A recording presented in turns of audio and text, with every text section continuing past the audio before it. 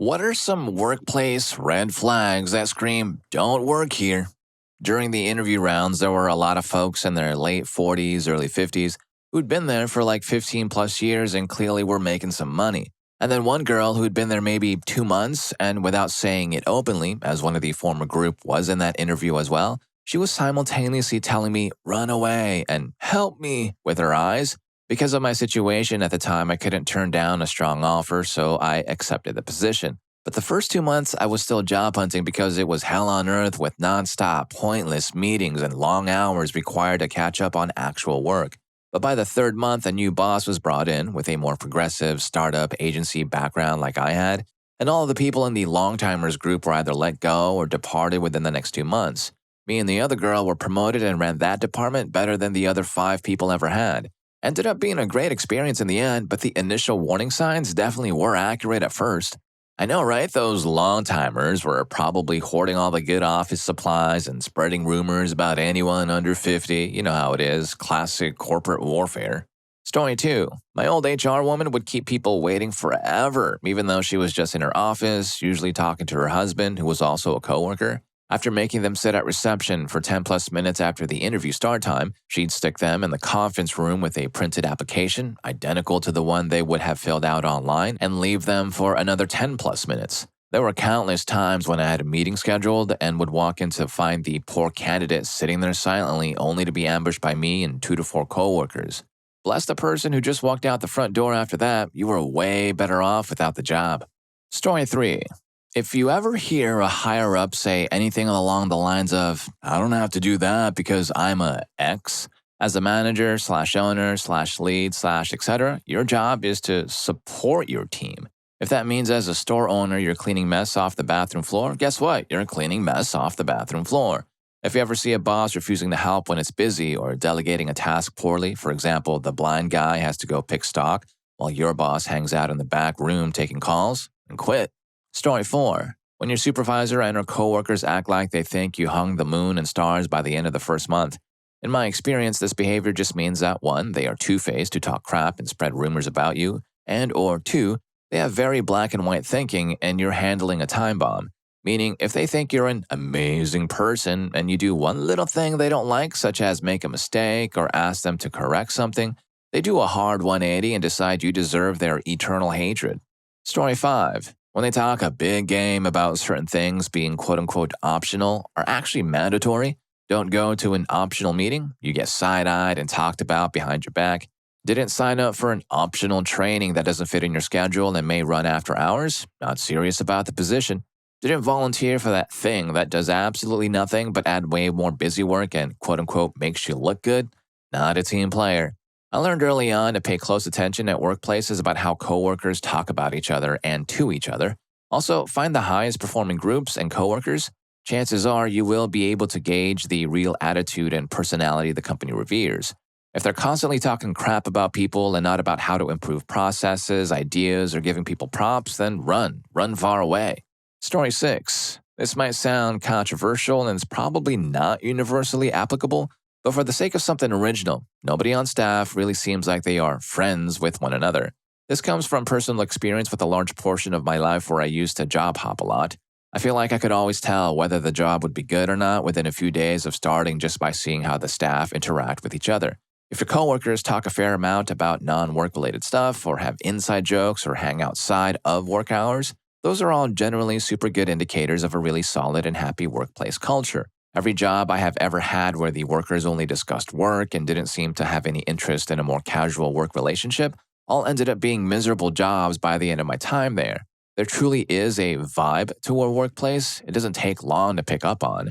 I have had really tough jobs, for example, being a dockhand, that were incredibly fun and fulfilling, as well as jobs that should have been incredibly fun, like a rock climbing instructor, become the complete opposite purely off the vibes of the team.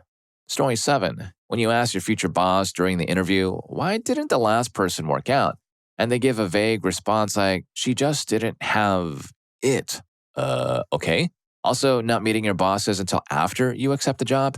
Happened to me once, never again. First week I was there, the woman was training me and the new bosses entered and then a crappy, condescending attitude was apparent right away. It was so bad that the woman training me, who was getting ready to go on maternity leave, by the way, said, I wish they would respect me. It was awful. I stayed on until I found another job. She left that job only to work for those schmucks again 6 to 7 years later.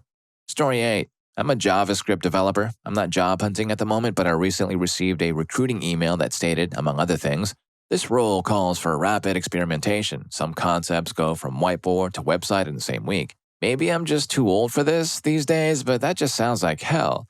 My mental translation was immediately, we don't allocate enough time or budget to planning, routinely underestimate the time needed for major tasks, and will expect you to go seat of your pants at all times. Story 9. I got a good one. Part-time employees are getting $10 to $12 per hour, while full-time employees are getting $14 to $17 per hour. I've been meaning to talk to the manager about it because that's BS, but haven't found a good time. But she heard from my assistant manager, so she approached me first. Her explanation was completely BS. You're a good employee, you're good at your job, blah, blah, blah, blah, but I get the sense that you're not passionate about this job. I want someone like someone else's name who can work here for 2 to 4 years and watch the place grow and put in a lot of work. This is a boba shop, a freaking boba shop. Most employees will be part-time students. My coworker and I were mad about this anyway, and she already quit today. I'm honestly looking for another job. Story 10. The super low retention rate might not be a red flag depending on job or field, i.e., in aviation, some good places have a high turnover rate that can be good because it's a starter job, and once people get hours, they move on to bigger companies. I'm doing level 2 help desk, and while it's not a great job, low pay and long drive to work every day, the job is not bad and my supervisor is cool. Yeah, there are only like 2 people that stayed over 2 years there, but that is because most move up to government positions or onto better positions at other companies. It's a starter job, and they know it. So while not a place to stay working there, so far it's not so bad. So high turnover rate might not be an immediate red flag if it's a starter position and everyone is aware of it. Story 11. From personal experience, the following phrases are instant red flags. I learned the hard way, so you don't have to. There's always an opportunity for growth in the industry, business, company, as we have a good turnover rate. Equals, there is a schmuck in some position of power no one likes and they will actively try to get you fired or make you quit. The XYZ department division is shutting down because business is slow, but it hopefully won't affect us. Equals, the company is the Titanic. Get the heck out now. You are literally 6 to 18 months from being screwed out of a job by receivership.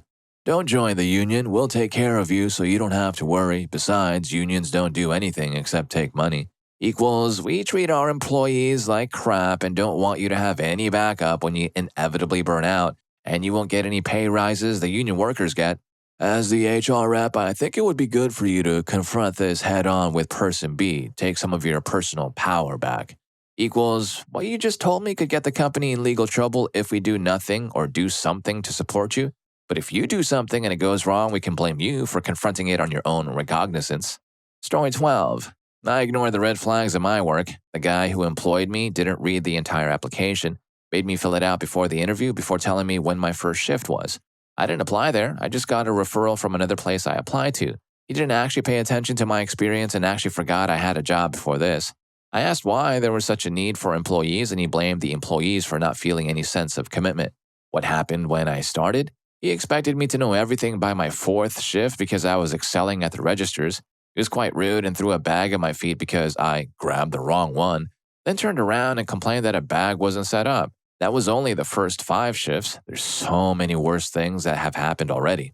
Story 13. There are a lot of hindsight tips here. You won't know the hiring manager quit until you started. You won't always get to see the common areas and group interactions if you're ushered to a conference room and meet with a lineup. Having worked at both a large investment bank and a large tech company, both of which are considered industry leaders, but both equally terrible to work for, here are the red flags that I could have spotted before I accepted from the interviews. People talking about what opportunities the roles will open up to you. It means the job itself is total trash and you will hate it, but you do it for what's after. For most, that next step doesn't happen before the burnout forces them out. Do your interviewers show up on time? Are they constantly checking their phones? Do they end it immediately on time even if the next person isn't ready? This shows a few things like how tired and busy people are. It's good to be busy, but not so busy that you can't take 30 minutes to meet with someone. It also shows where priorities lie in terms of new talent acquisition. Ask people what they do for fun and how often they engage in those activities. Look for answers that show a lack of energy or time on the weekends. This will obviously vary by people and their personal interests, but if you ask all your interviewers the same question, you can look for trends. Ask people where they see their careers in 3 to 5 years. This can be a good indicator for how quickly they feel they can move up and how much development is in the role. It's important to understand how the company promotes as well. Look for answers that show that people have the time and ability to think about growing in the future.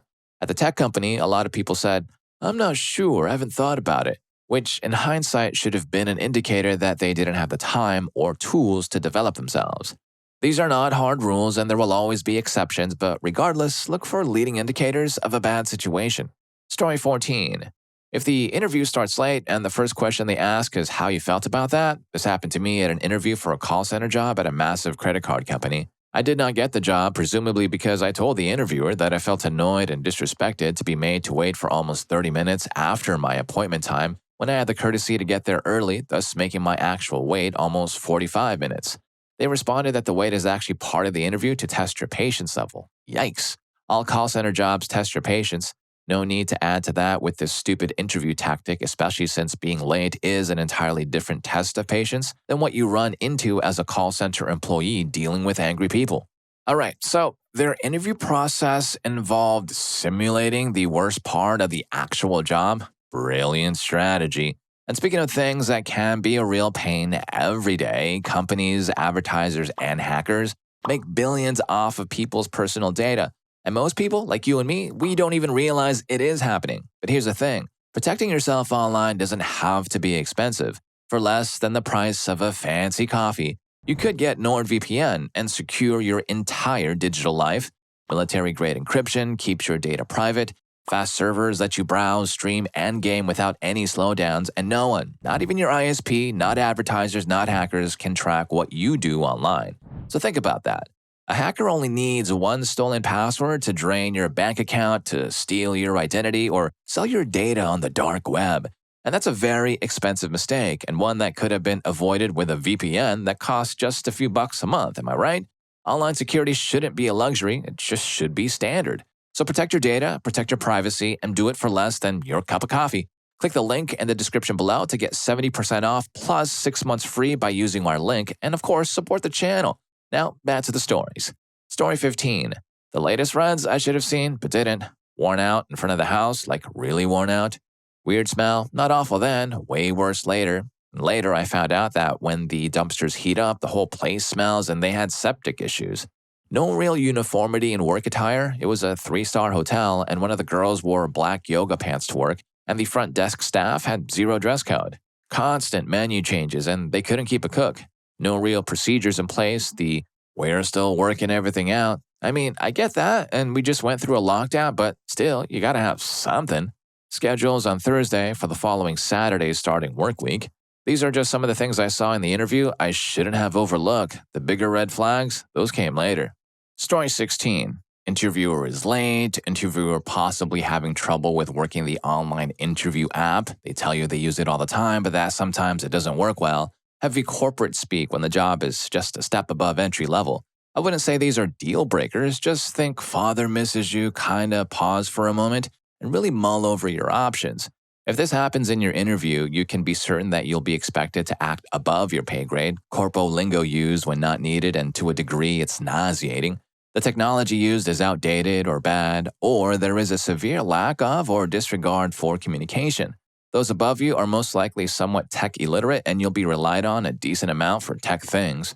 Story 17.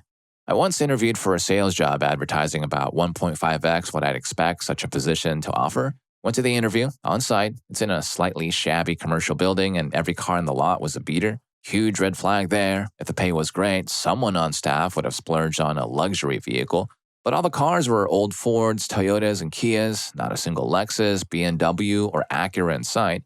Turns out that their advertised wage was commission and bonuses if you did absolutely amazing, like grew your sales book by 100% annually, and the normal base was likely around 1/3 of what was actually advertised. I ghosted the recruiter after that.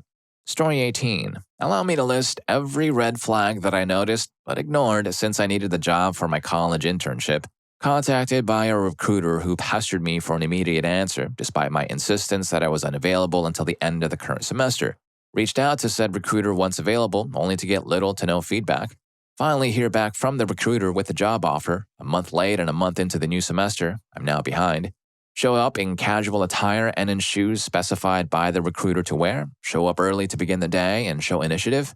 Wait around for an hour to meet my manager as per recruiter's directions, only to find out the manager is off that day and no one knew I was starting or even that they had a new hire. Be told I need to go home and change because my attire is inappropriate. I was told it was casual and in a warehouse. I wore shorts and they rose hell. This was also in June at this point, so not an outlandish assumption. Also be told my shoes are not compliant with safety despite being the shoes they told me to buy. And that's just my first day. I even tried to plead with the guy sending me home that I lived an hour away. He still sent me home to change. If it weren't for a security guy telling me about a Walmart around the corner where I could buy a cheap pair of pants, I would have quit day one. I didn't last long, and neither did any of the other classmates who went there as interns. My school no longer works with the recruiter or sends students to the company the recruiter worked for because we all had such negative experiences. P.S. Screw you, Matt. You're a liar and a crappy recruiter.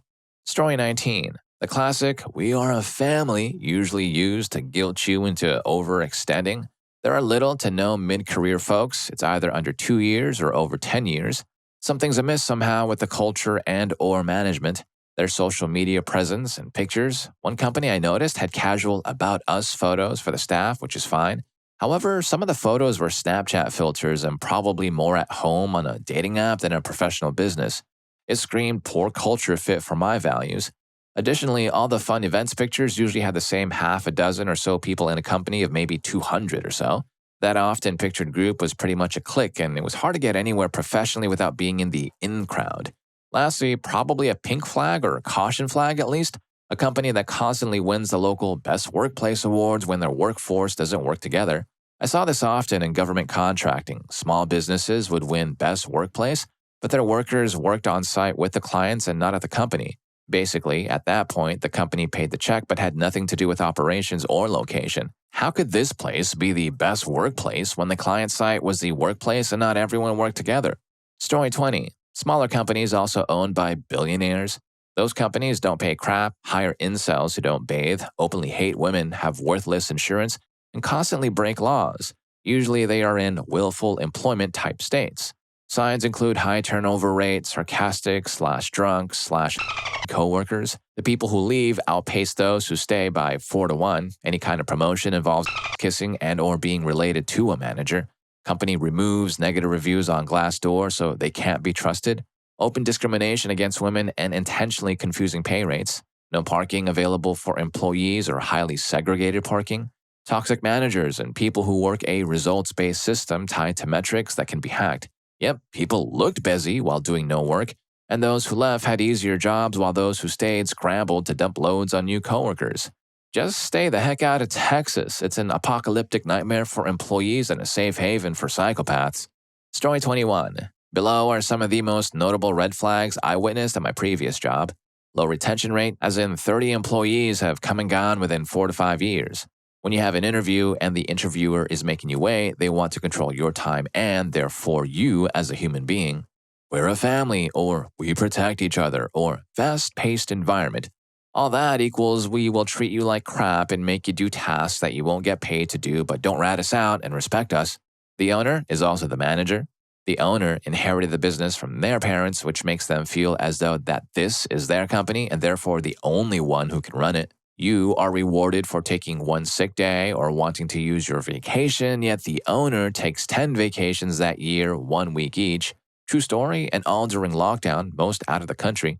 The owner has favorites, and you are fluent in the art of bum kissing. You're the low man on the totem pole no matter how many years you've been there. Drinking during business hours. Pep talks in the mornings that really function as being forced to listen to the owner's beliefs and rhetoric about the world and how you should live according to their mindset. Tolerance of mistreatment. A verbal reprimand for disclosing pay to coworkers even though it is legal. Bosses subtly threatening to fire you for not listening to them and being submissive. And the cherry on top, verbally and mentally cruel bosses or owners or those with high standing. If any of these appear at your job, I do not care if you need the money or it pays well. Run for your life. Take it from someone who worked in a red flag job for a few years. It's something that will damage your mental health and make you become a shell of a person. It is not worth it. And if you're learning a thing or two from this video so far, please don't forget to hit that subscribe and like button for more videos just like this. Story 22. If everyone gets paid the same regardless of performance or seniority, you know that you either will have to do the work of those who don't do anything, or be lazy yourself, which is just boring. You also know that if you are loyal to the company and work hard for years, you will get paid the same amount as a new hire who knows nothing. I bring this up because I worked at Walmart for 10 years and was getting paid the same as new hires, and they took away many things, including the normal raises, Sunday pay, holiday pay, etc. So I was getting paid less than if they had left things alone. If a new hire had any experience, they would get paid more because my 10 years of experience meant nothing to Walmart. I was told that if I quit and came back, I would get experience pay, so it was obvious loyalty meant nothing. I quit, and I won't ever go back. Yikes.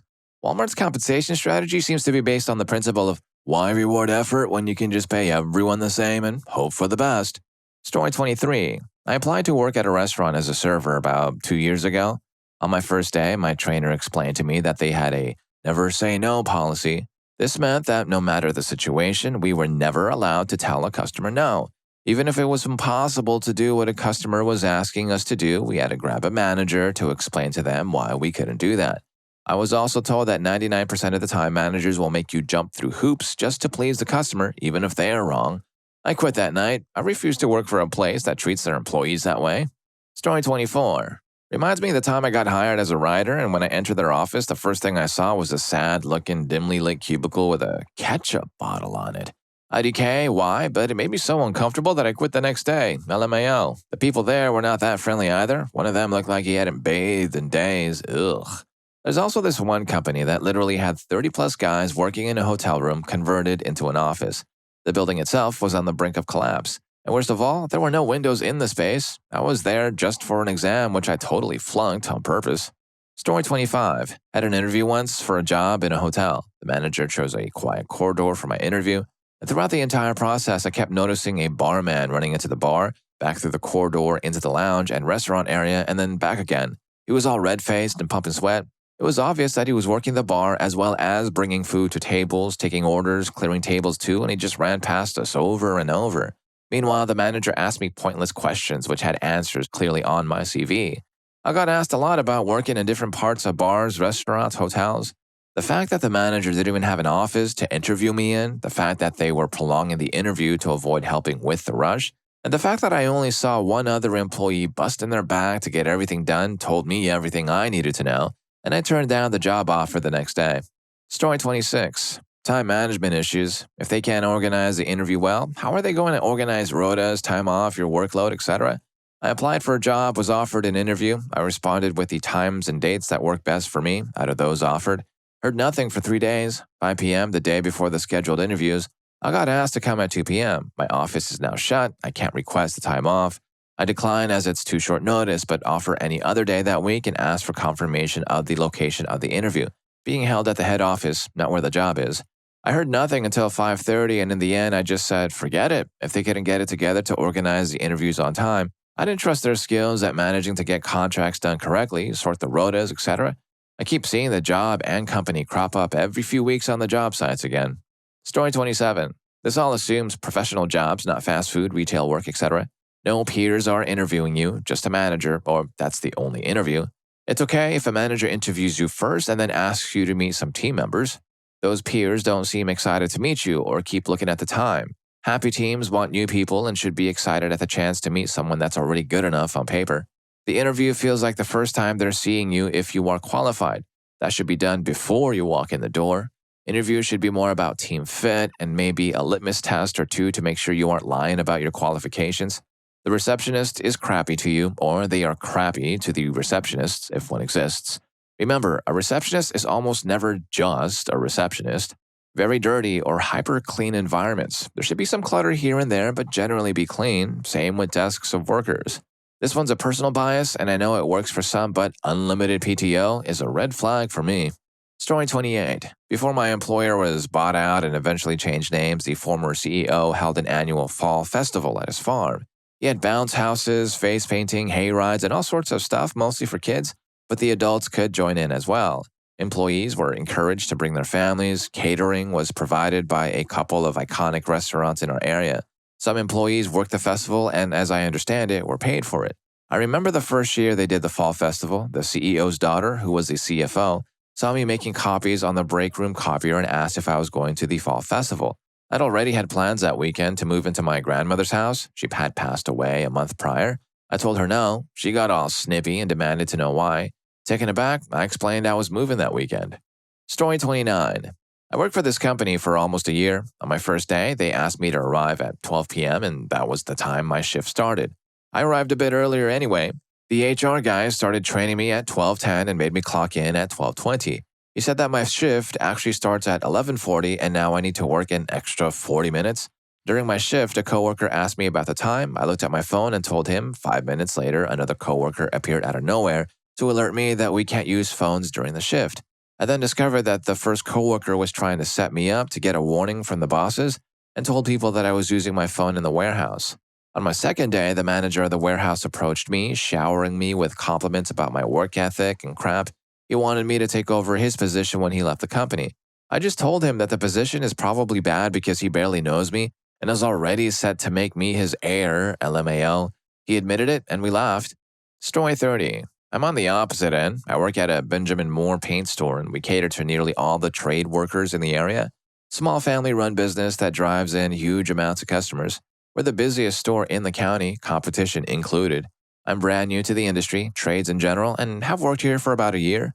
It's a third-generation store, and it's literally a second home. Everyone's treated fairly, hours are flexible. They're understanding if you have some sort of emergency or have to leave early and will even give me extra hours on a later day to make up for it. I've learned a lot since I've started, and before they even met me, they treated me like the son they never had. Owners have 3 daughters, and the middle daughter takes over the business in January. They're still in disbelief of how young I am, but they treat me like I belong. It's not the highest paying job, but I'm happy where I work. Story 31. We're a family. Wages up to X dollar value. They should state exactly what the wages are. Entry-level jobs that require experience. It is entry-level. To learn with you shouldn't need 2 to 5 years experience. Looking for someone who's flexible and a team player. You would get all the crappy responsibilities and shifts. I also say this because I experienced it when I worked retail. If there is 40 hours of work available, but they only schedule you 24 to 32 hours so you could be available to call in for sick calls without paying overtime, it sucked a lot. Also, from retail, when you get responsibilities above your pay grade, was making minimum wage but getting the same responsibilities as managers who were getting paid $10 more an hour than me. Had to do ordering, signage, training, new hires, etc. Places that are purposely understaffed. If you need 4 employees but they will schedule 2 to 3 to save on labor. Pizza parties. Any place that denies sick time or vacation time.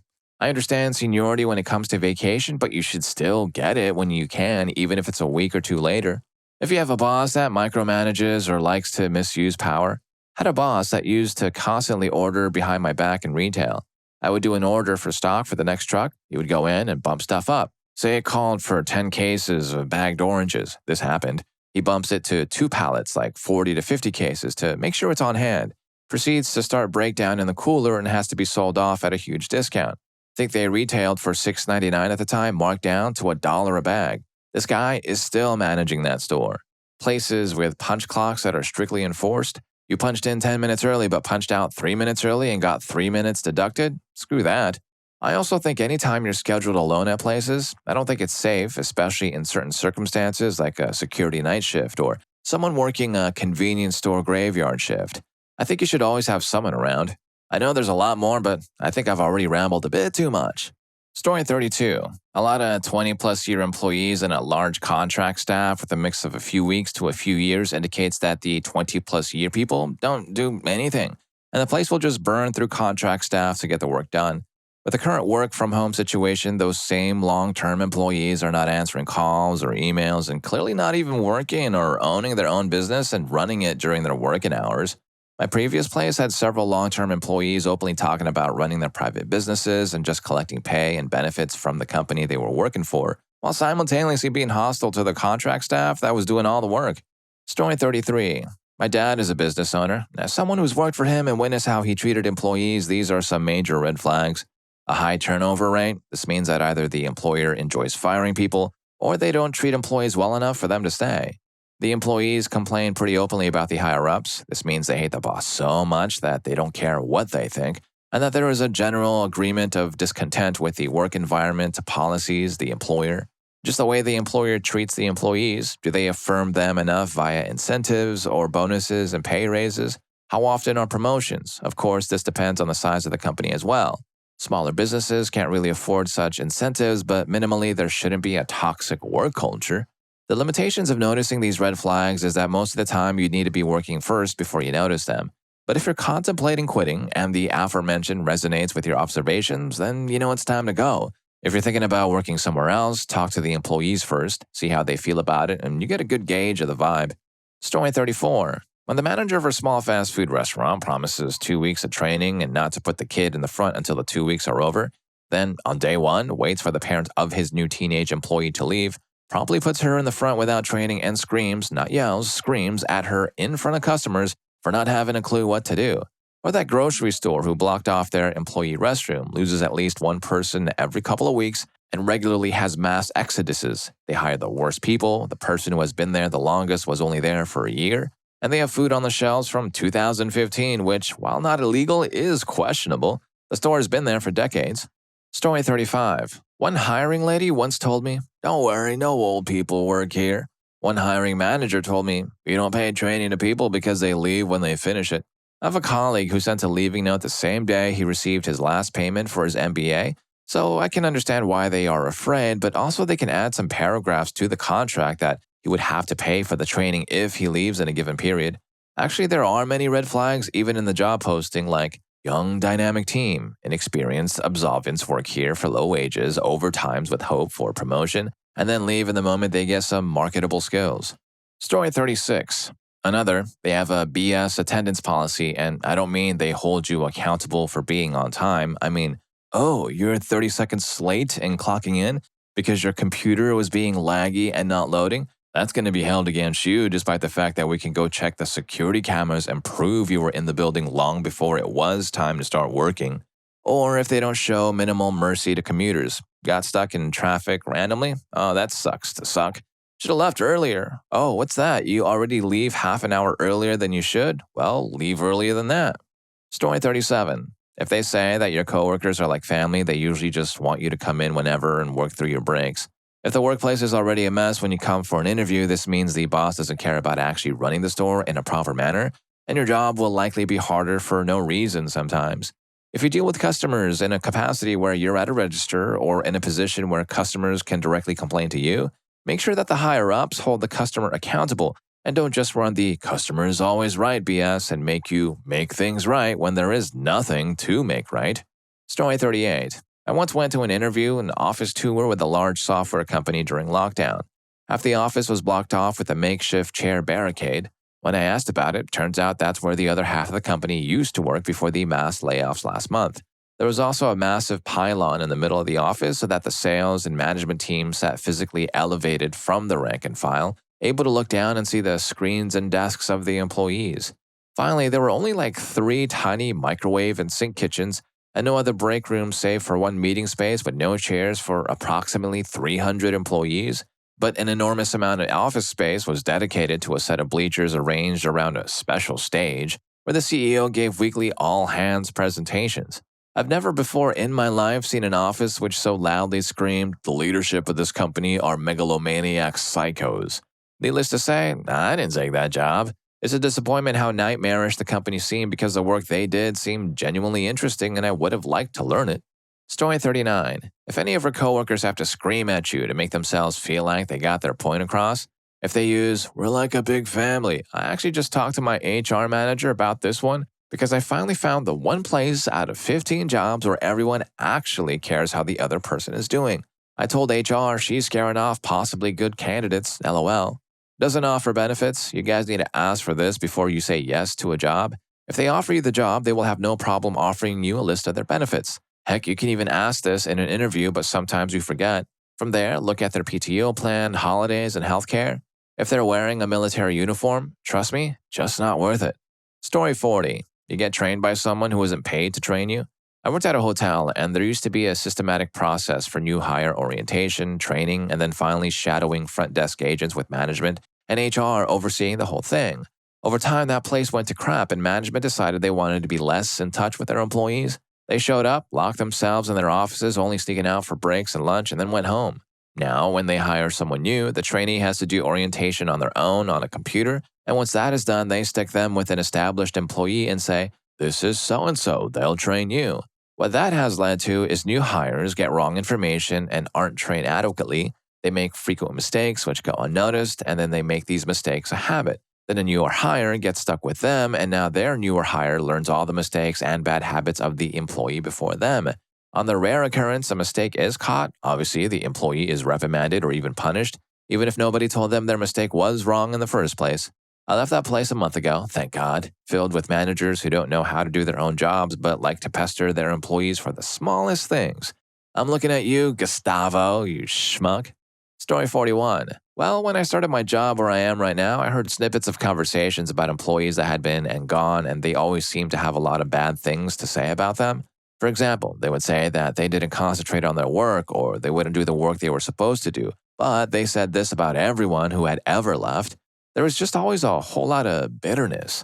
When I did some digging, I found out most of these people who had left were in much better, higher up jobs, and they seemed to be doing a hell of a lot better than the people still working in my office. Story 42. I went into an interview to work at the DQ down the road from my house just to have some spare money, and it was the worst interview I've ever had. Things were going normal at first, but it wasn't long before the red flags started popping up.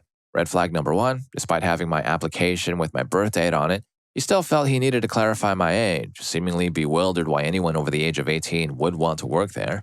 Red flag number 2, he responded to my age by making a huge deal out of making sure I knew that he mostly hired high schoolers, and that dating other employees was grounds for immediate termination, which he felt he needed to remind me of 4 to 5 times over the 30-minute interview, and despite my repeated attempts to assure him that I'm not interested in sleeping with or dating teenagers. Red flag number 3, he asked if I watched anime or played video games, as he felt a positive answer may lead to establishing relationships with the high schoolers he regularly employed.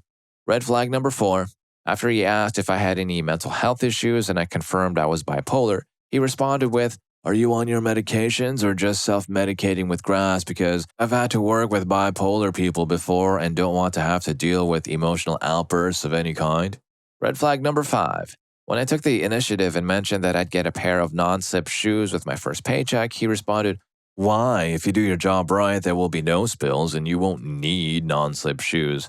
Fairly certain this is an OSHA violation waiting to happen.